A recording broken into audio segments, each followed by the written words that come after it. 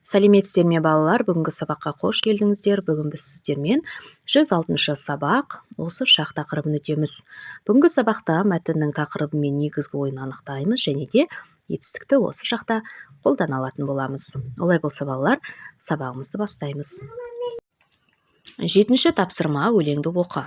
Табамын жерден керегін, аспанда зулап келемін, аспан мен жерді жалғаған шарықта көкте өлеңім. Биіктен туды көремін, өрелі менің өз елім, еңсесі биік ақ орда, еңкейіп кіріп келемін. Шаңырақ мынау шалқыған, ұрпағым жүрер айтып ән, елтаңба тұрар ескертіп, айналайын халқымнан. Өлеңнің авторы Бөбішхан Тігебаева. Балалар, өлеңге ат қой, өлеңдегі негізгі ойды анықта дейді. Осы сұрақтарға енді жауап берейік. Өлеңнің атын өз елім деп қойсақ болады. Өлеңдегі негізгі ой туған жердің биіктігі, туған жердің кереметтілігі туралы айтылған. Қарамен жазылған сөздерге назар аудар. Қай кезде орындалып тұрған қимылды білдіріп тұр. Қарамен жазылған сөздер мыналар: зулап келемін, көремін, еңкейіп кіріп келемін. Бұл сөздердің барлығы осы шақта айтылып тұр. Осы шақ етістіктер іс-әрекеттің қазір болып жатқанын білдіреді. Мысалы, көріп отыр, өсіп тұр. Осы шақ етістіктер не істеп отырмын, не істеп жатырмын, не істеп тұрмын, не істеп жүрмін, не істеп отырсың, не істеп жатырсың, не істеп тұрсың, не істеп жүрсің, не істеп отыр, не істеп жатыр, не істеп тұр, не істеп жүр деген сұрақтарға жауап береді. 8-ші тапсырма, берілген сөздерді пайдаланып, сөйлем құрап оқы.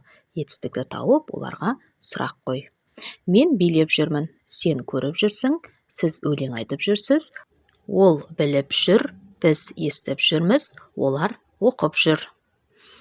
Мен билеп жүрмін деген сөйлемге не істеп жүрмін, сен көріп жүрсің, не істеп жүрсің, сіз өлең айтып жүрсіз, сіз не істеп жүрсіз деген сұрақтар қойылады.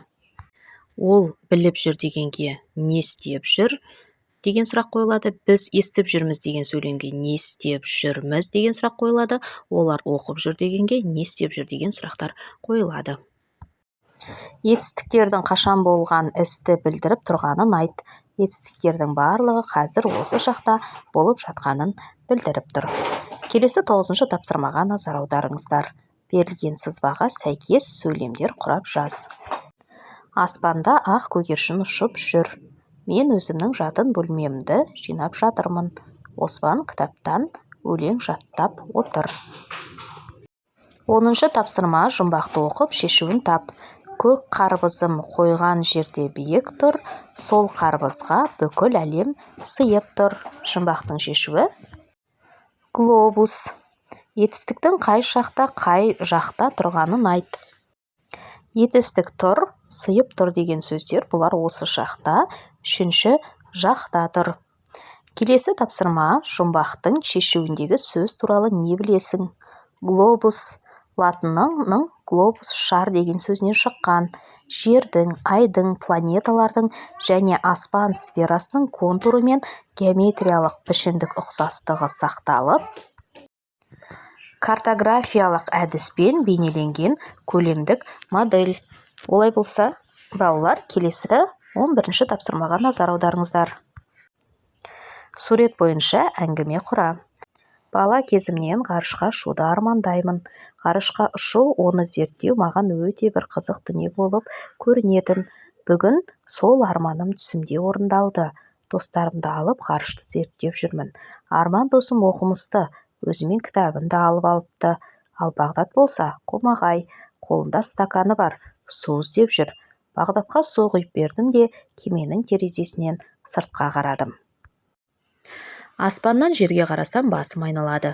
Адамдар түгілі үйлердің өздері құмырсқа тәріздес болып көрінеді. Сөйтсем біз ең биікте жүр екенбіз. Таңертең тұрғанда бойымда ерекше бір қуаныш сезімі кернеп ояндым. осы күннен кейін мен өскенде ғарышкер боламын деп шештім.